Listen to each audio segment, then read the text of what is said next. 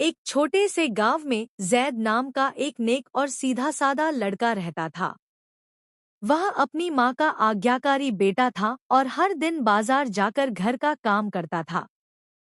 कभी सब्जी लाता, कभी दूध, कभी रोटी के लिए आटा।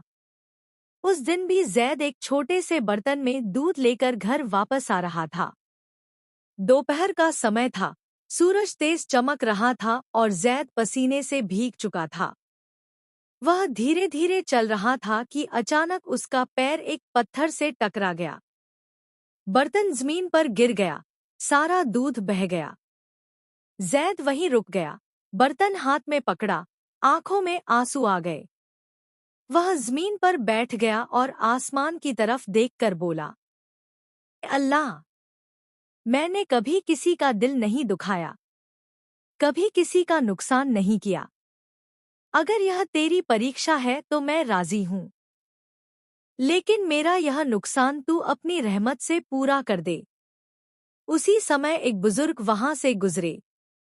उन्होंने जैद को रोते देखा और नरमी से पूछा, बेटा, क्या हुआ? क्यों रो रहे हो? जैद ने रोते हुए सारी बात बता दी।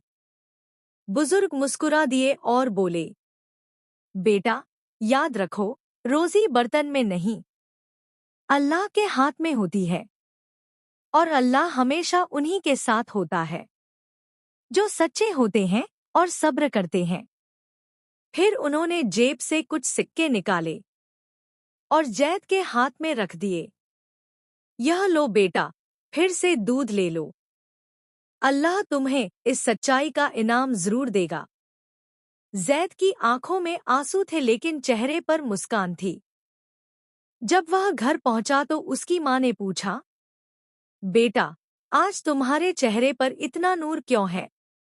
जैद मुस्कुराकर बोला, अम्मी, आज मैंने सीखा है कि अगर नीयत साफ हो और जुबान सच्ची हो तो अल्लाह खुद रोजी के दरवाजे खोल देता है।